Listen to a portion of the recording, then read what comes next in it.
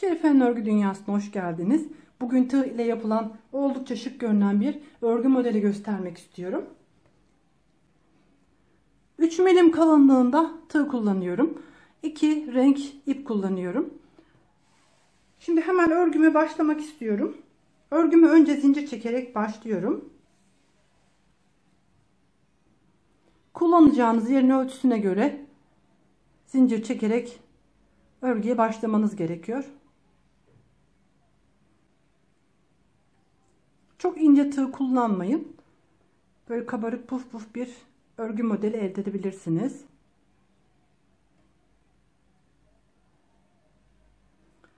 İstediğiniz uzunluğa gelinceye kadar önce zincir çekmeniz gerekiyor. İlk zinciri atlayıp ikinciye batıyoruz. Bir sıra önce sık iğne hazırlamamız lazım. Her zincire bir defa batıyoruz. Ve bir sıra sık iğne oluşturuyoruz. Modelimiz bundan sonraki bölümde başlıyor.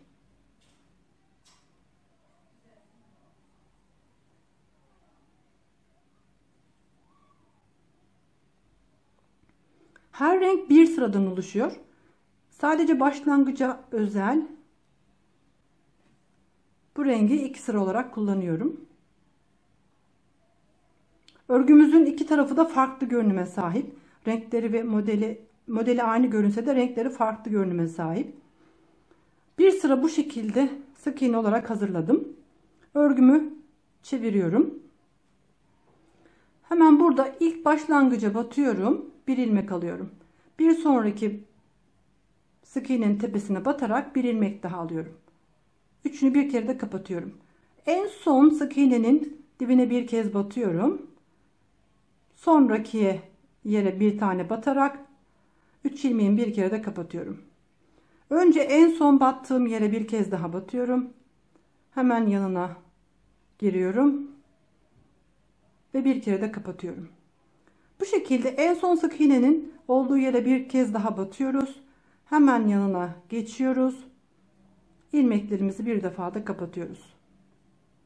Normal bir gevşeklikte örmenizi tavsiye ederim. Çok sıkı sıkıya örmeyin.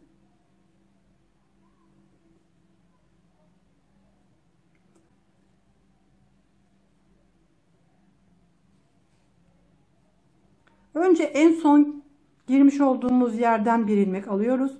Hemen yanından bir ilmek alıyoruz. Oluşan ilmekleri bir defa da kapatıyoruz.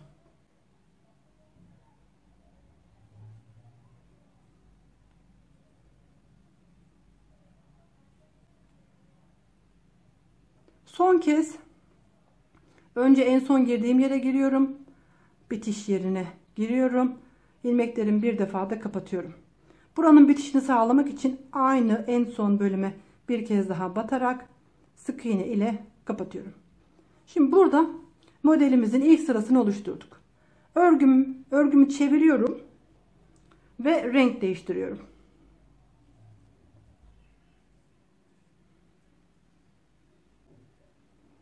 Burada ilk başlangıçtaki bölüme battığımız zaman arada en son bitirdiğimiz ipimizi arada yürütmemiz lazım. Hemen yanına giriyorum. Bakın bu şekilde ipimi arada yürüterek devam ediyorum. İlmeklerimi bir defa da kapatıyorum. En son girdiğim yere bir kez daha batıyorum. Hemen yanından bir ilmek daha alıyorum. İlmeklerimi bir defa da kapatıyorum.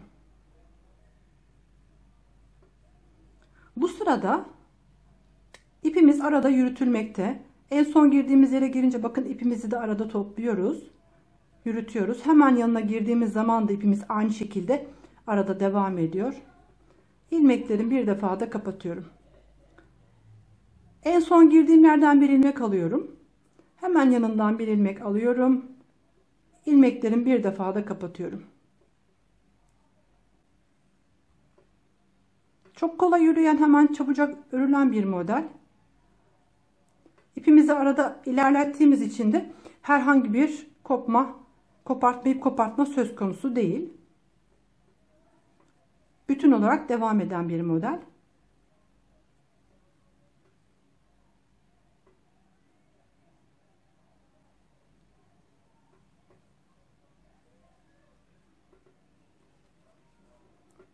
En son girdiğim yerden bir ilmek alıyorum.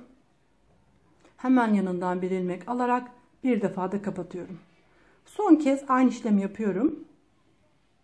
Bu arada ipim arada hep ilerleyecek, devam edecek.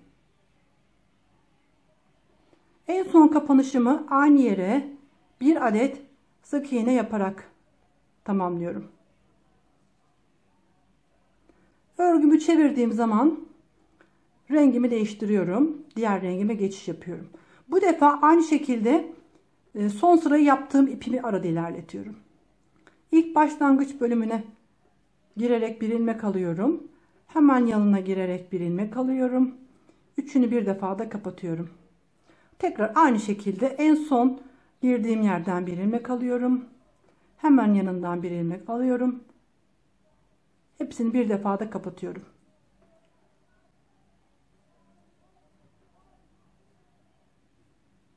Tek bir örülüş şekli var. Ama her defasında her sırada renk değiştiriyoruz. Modelimize şeklini de bu bölüm veriyor.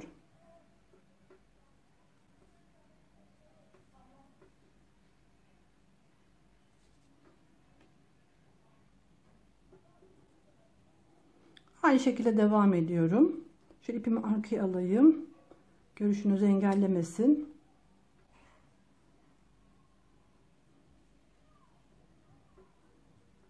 Son modelimi uyguluyorum. Bitişim yaparken aynı yere en son bitiş kısmına batıyorum. Bir adet sık iğne yaparak kenar kısmını bu şekilde tamamlıyorum. Şimdi tekrar örgümü çevirdiğim zaman rengimi çeviriyorum.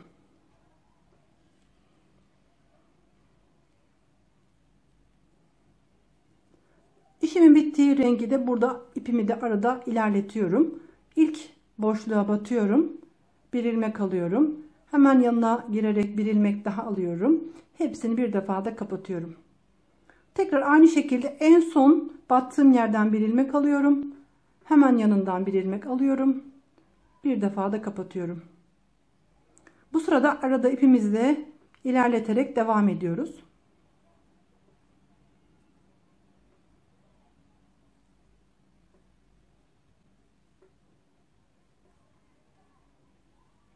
Örgünün beğendiğiniz tarafını ön yüz olarak kullanabilirsiniz. İki tarafı da aynı görünüme sahip fakat iki tarafı da farklı renkleri öne çıkartan bir model.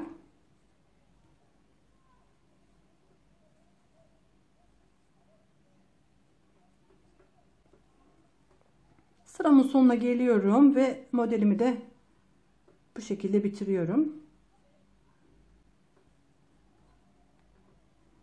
Aynı yere bir tane sık iğne yaparak sırayı tamamladım.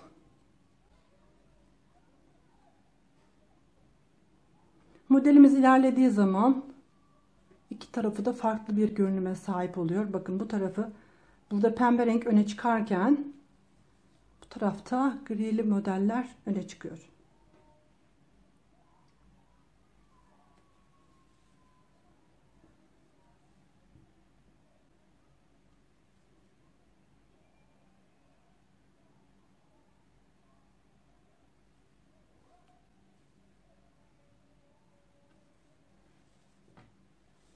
Yapmayı düşünen herkese kolay gelsin.